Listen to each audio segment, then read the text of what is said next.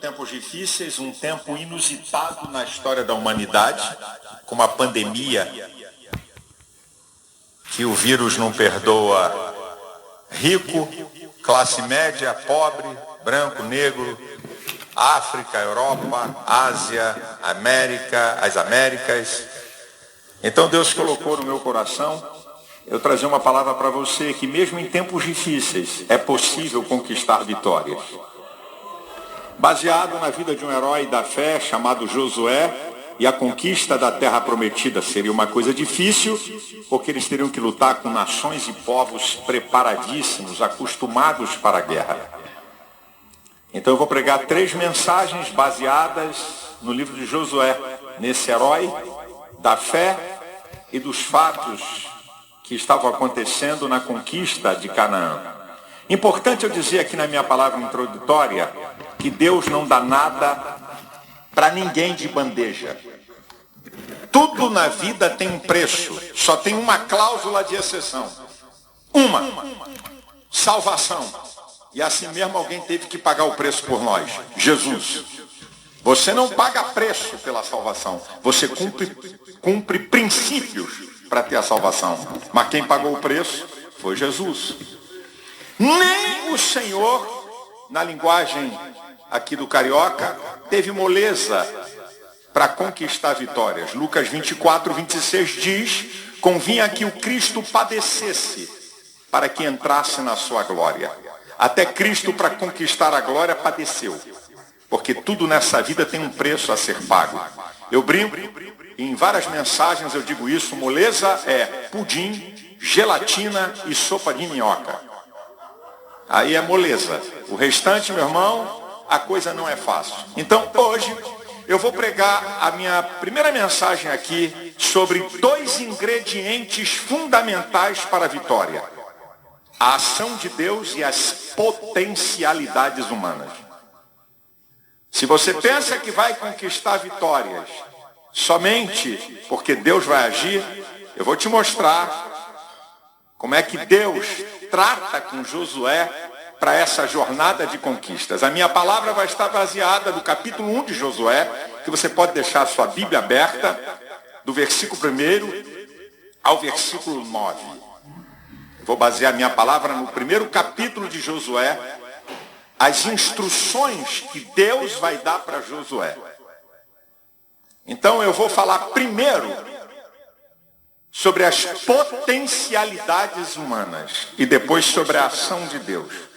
São os 2 ingredientes fundamentais se você quer conquistar a vitória. Preste atenção aqui, por favor. Já abriu? Então olha aqui para mim. Muitas vezes, estou falando dos crentes, como somos chamados, do povo de Deus, nós pensamos que as vitórias fundamentais, as grandes vitórias e conquistas da nossa vida dependem exclusivamente de Deus. E que não há nada em nós, nada da nossa capacidade que possamos fazer. Quanto maior for a dimensão da conquista da vitória, essa crença aumenta. Agora eu queria dizer para você que Deus não despreza aquilo que Ele criou. Ele criou o ser humano à sua imagem e semelhança, com potencial, com talentos e aptidões e capacidades. Deus não menospreza, Deus não nos trata como robôs, como máquinas. Deus nos trata como um ser semelhante a Ele. E aí eu tenho uma frase que eu também digo várias vezes: Deus não move uma palha naquilo que a capacidade humana pode agir. Cuidado para você não estar fazendo oração errada, de coisas que você tem que fazer e que Deus não vai mover. Mas eu tenho uma outra notícia para te dar: é que Deus move o céu para fazer coisas que você não pode fazer. Assim como Deus não move uma palha naquilo que você pode fazer, Deus move o céu naquilo que você não pode fazer. E a primeira instrução de Deus para Josué, que ia comandar a conquista num tempo difícil, você vai ver Deus trabalhando com o potencial humano e a sua ação. Então, vamos ver coisas do potencial humano. Não estou falando de mundo espiritual. Estou falando de potencialidades humanas. Como Deus vai trabalhar com Josué nessa questão. Então, vamos lá. Capítulo 1, versículo 1. E o versículo 2. E sucedeu depois da morte de Moisés, servo do Senhor, que o Senhor falou a Josué, filho de Nun, servo de Moisés, dizendo: Moisés, meu servo, é morto. Levanta-te, pois agora passa este Jordão, tu e todo este povo, a terra que eu dou aos filhos de Israel.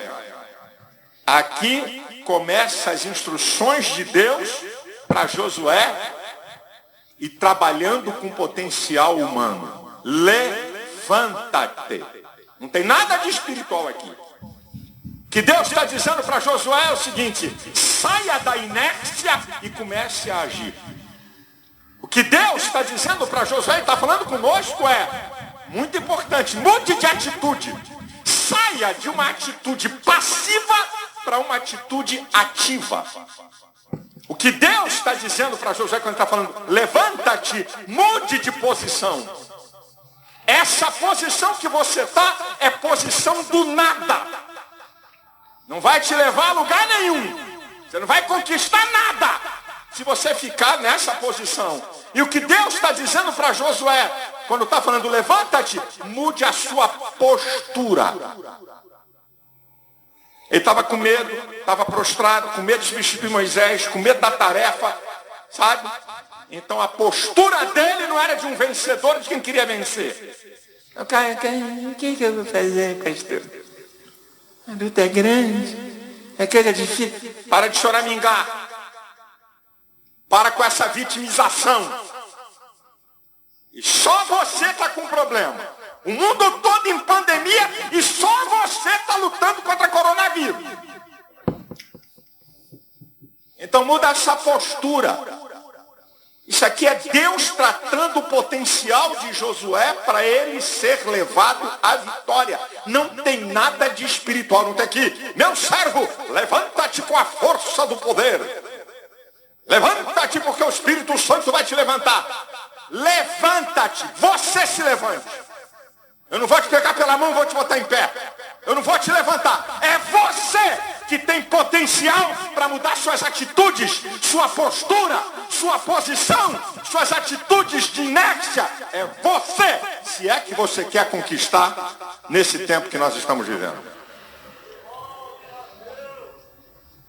Agora preste atenção aqui. Isso aqui é Deus trabalhando no potencial dele. Isso aqui é Deus trabalhando no potencial de Josué.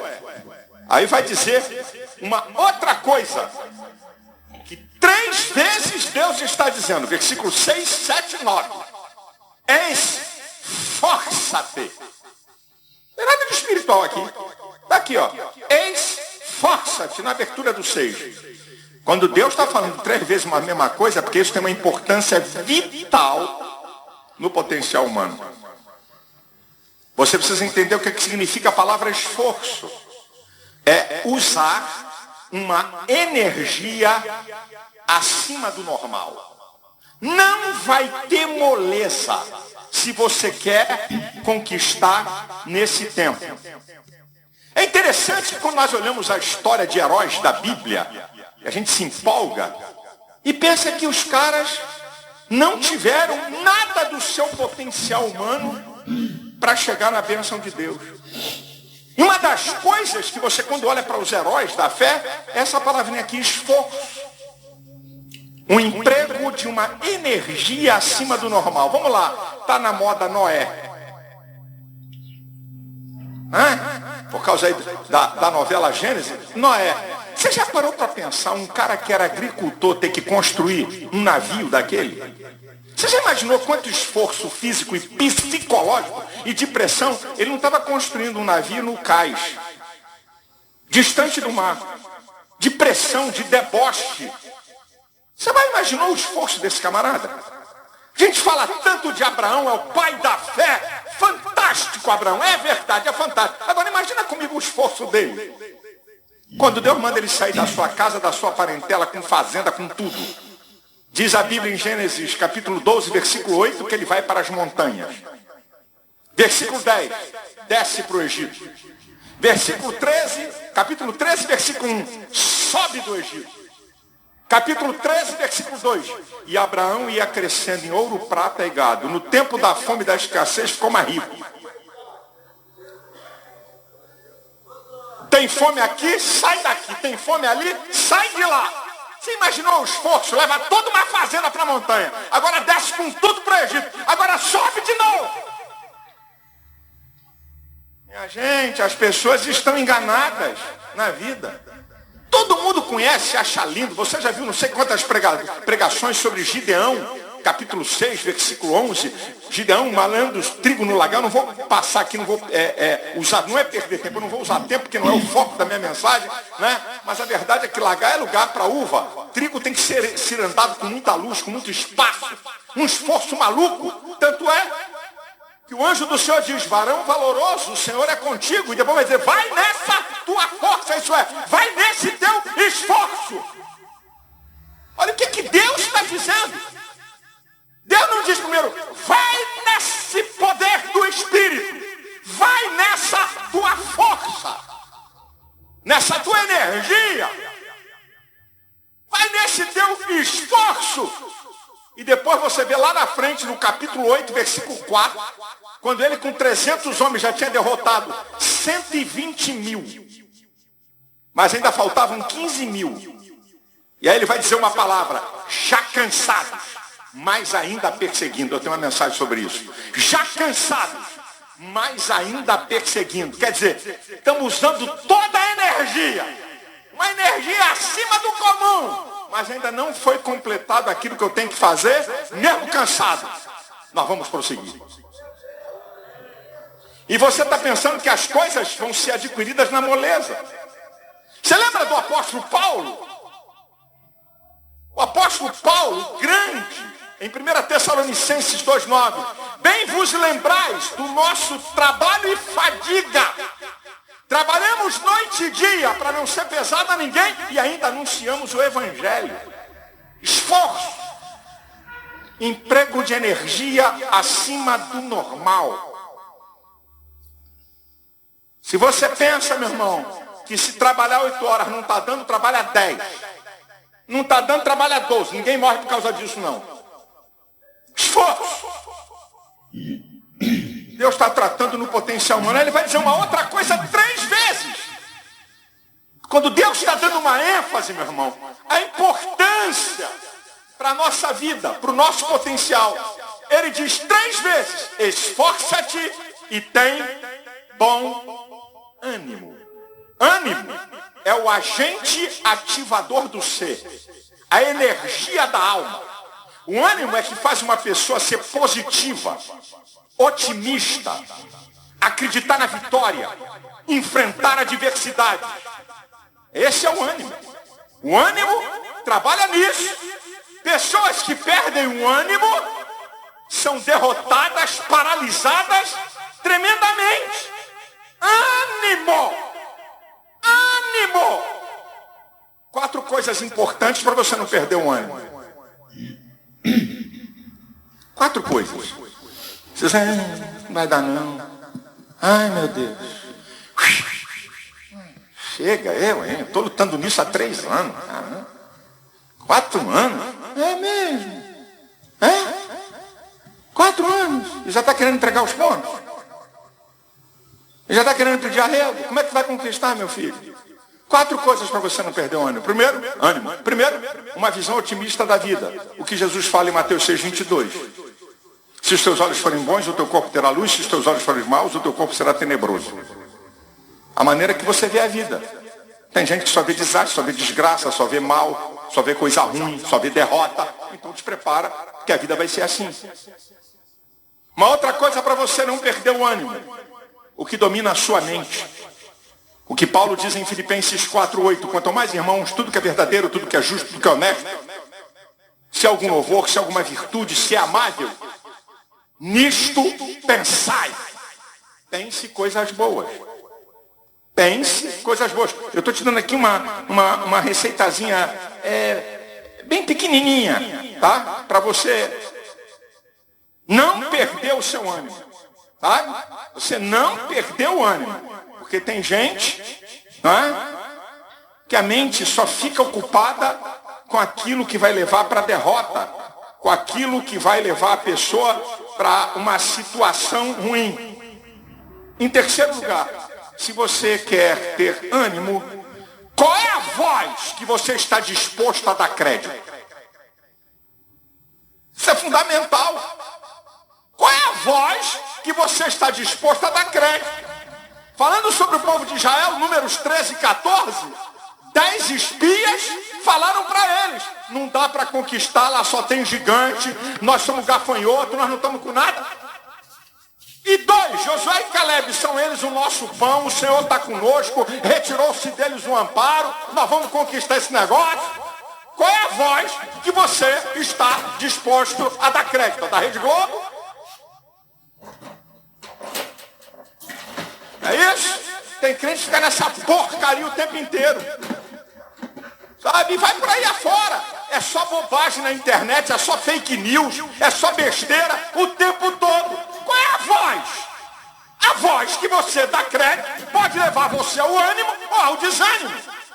E 4, para você não perder o ânimo, pessoas que têm objetivos na vida. O que é que você quer da vida? Não sei.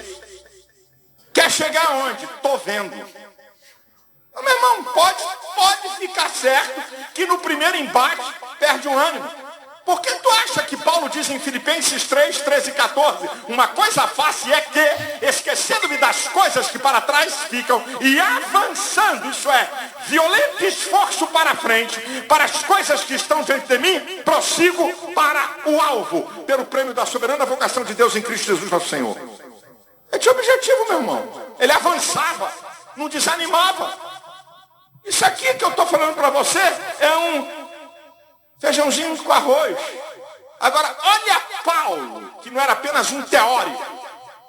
Quando você pega Atos 13 e 14, é interessante. Em Antioquia da Pisídia, ele é expulso da cidade. Em Icônio, ele corre para não ser apedrejado. Em Listra, não dá para correr. Ele é apedrejado e arrastado para fora da cidade, dado como morto. Quando os discípulos rodeiam Paulo, Atos 14, a partir do versículo 20, Paulo se levantou. Cabeça arrebentada, boca estourada, sangue escorrendo. Me levanta aqui. Não foi vítima. Tá doendo. A Bíblia diz que levantou-se, entrou na cidade de novo, saiu para Derbe, depois voltou em Antioquia da Pisídia, Icônio e Listra. Aí vai dizer no versículo 22, confirmando o ânimo dos discípulos. Receba essa palavra da parte de Deus, você vai conquistar sim. O tempo é difícil para mim, o tempo é difícil para você. Mas Deus é um Deus que não conhece impossível. Então creia, se esforce, se empenhe, se dedique. Você pode ter certeza, tudo que Deus preparou para você vai acontecer no nome de Jesus. Tem alguns anúncios muito especiais que eu quero compartilhar com você. Louvado seja Deus. Pois é, meus amados, vocês que estão ouvindo esse áudio, prestem bem atenção às palavras do homem de Deus, porque Deus, ele intervém sim, Deus, ele nos ajuda sim, Deus vai aonde nós não podemos ir e ele faz o que nós não podemos fazer. Mas primeiramente, ele nos anima, ele nos renova e nos restaura e nos dá ânimo. Então, o resumo dessa mensagem é: tem de bom ânimo e levanta-te, porque essas duas coisas só dependem do homem. Se ele tiver bom ânimo, se levantar da sua inércia, se levantar do lugar em que ele está acomodado na zona de conforto, que é o que muitos estão, esperando cair tudo do céu, esperando Deus fazer tudo.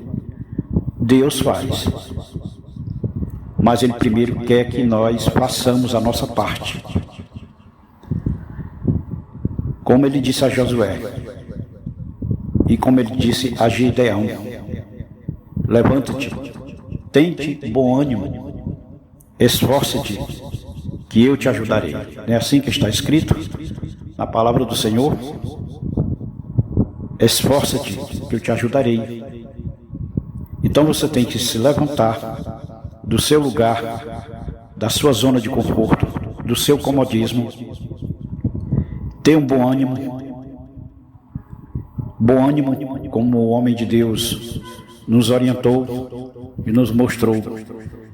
É pensar nas coisas lá do alto, ocupar nossa mente e o nosso coração com as coisas do alto, como também está escrito: buscai primeiro o reino de Deus e a sua justiça, e as demais coisas serão acrescentadas. Então, tem de bom ânimo, através de nos preencher com a palavra do Senhor, com boas práticas, com pensamentos positivos da parte de Deus, porque quem conhece a palavra e vive a palavra, ele pensa positivo, ele vê a vida de uma forma diferente, ele vê a vida em outro patamar, ele vê a vida em outra maneira de ver. Aquele que conhece a palavra de Deus, ele não vê a vida como os demais veem. É claro, como o servo de Deus disse, nós temos problemas, nós temos coisas neste mundo para resolvermos, e muitos estão se entregando ao desânimo, à ansiedade, à hipocrisia. Por quê? Porque não ocupam a sua mente e o seu coração com a palavra de Deus, não alimentam a sua fé com isso e se tornam fraquíssimos. São cristãos, como a gente diz, de meia tigela, cristãos só de aparência, cristãos que levam a vida religiosa somente. A religiosidade, o espírito da religiosidade arrasta as pessoas para o desânimo, tira as pessoas do foco, torna elas inertes, desanima elas e não levam elas a nada. Por quê? Porque nós vivemos num mundo conturbado, um mundo perverso, uma geração má, perversa, ingrata, e isso faz com que os problemas se agigantem, faz com que a vida se torne mais difícil, a convivência é mais difícil. Mas aqueles que têm fé no Senhor, aqueles que alimentam a sua fé através da palavra de Deus, que se nutrem espiritualmente e moralmente com a palavra de Deus, sabem discernir, sabem fazer a política da boa vizinhança e sabem viver nesta terra fazendo as boas obras, porque as boas obras são os frutos de quem é convertido. A palavra de Deus diz que nós não somos salvos pelas obras, mas sim as obras são frutos da nossa conversão. É o sinal que nós somos convertidos e amamos ao Senhor e tememos ao Senhor. Então, tem de bom ânimo, levanta-te, esforça-te, vá em frente. Deus é conosco, Deus é com cada um daqueles que saem da sua zona de conforto e partem para a luta. Porque ser cristão é viver em constante batalha, é viver uma guerra espiritual travada. A partir do momento que levantamos as mãos para os céus e aceitamos Jesus como nosso Senhor, Salvador e Redentor, nós compramos uma briga. Só que esta briga, nós temos um que já venceu. Nós temos um vencedor que luta por nós, que é nosso advogado, que nos defende, que nos livra e guarda de todo mal. e promete estar conosco todas as horas e todos os dias, até a consumação dos séculos. Então, não há motivo para temer, não há motivo para ter medo, não há motivo para andar em ansiedade, entrar em depressão. As pessoas que assim fazem é porque não conhecem a Deus. Não conhecem a Deus. Repito mais uma vez, as pessoas que assim fazem e assim vivem é porque não conhecem a Deus. Então se envolvem tantos com os problemas, valorizam tanto o problema, que os problemas terminam derrotando elas. Porque elas não têm fé, não têm confiança em Deus, não conhecem a Deus. Elas apenas conhecem Deus de ouvir falar. Pode até ser membro de uma igreja, mas não conhecem a Deus. Por quê? Porque nunca tiveram intimidade com Deus. E não tendo intimidade com Deus, não tem profundidade com Deus. Não tendo profundidade com Deus, não tem fé sobrenatural sobre ela. Por quê? Porque estão vivendo só por viver. Não alimentam a fé sobrenatural. Não deixam que o Espírito Santo trabalhe em suas vidas. E vivem, como eu disse, uma vida de aparência somente. E quando vem os problemas, caem, desmoronam, se destroem, se extraviam, simplesmente porque não conhecem a Deus.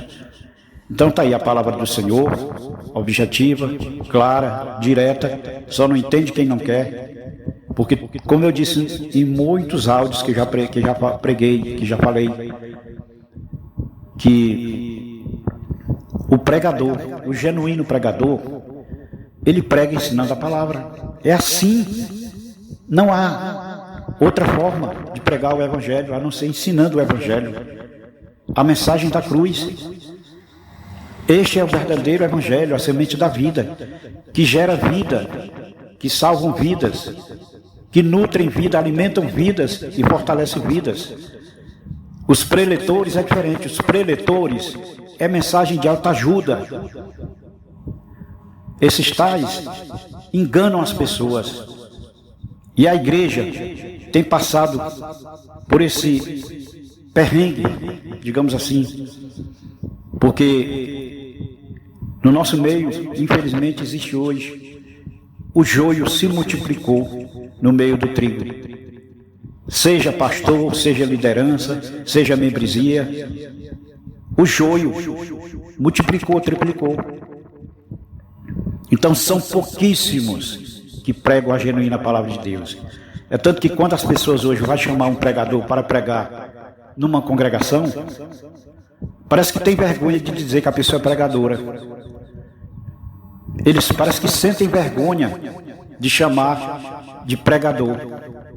Aí inventaram esse nome, preletores. Aí enche a boca de preletores. Ora, poupe-me. Preletores. A igreja, aliás, as congregações estão capengando na fé justamente por isso. Porque não existe mais pregadores, e sim preletores. Com boa eloquência, né? Com a ajuda da tecnologia. E por aí vai. Quer dizer, mexem tão somente com as emoções da pessoa, não faz por onde as pessoas crescem na graça e no conhecimento, não pregam com poder e autoridade, porque os tais vivem afastados de Deus, e só Deus sabe como eles vivem. Muitos estão pregando o que não vive e vivendo o que não prega. Aliás, pregando o que não vivem e vivendo de forma dissoluta, pregando como se estivesse vivendo a palavra de Deus. Não vou aqui também generalizar. Embora o camarada às vezes seja apresentado como preletor, mas ele é um pregador. É porque, como eu disse, as pessoas parecem que hoje têm vergonha da palavra de Deus, têm vergonha do Evangelho, então não chamam mais as pessoas de pregadores, chamam de preletores.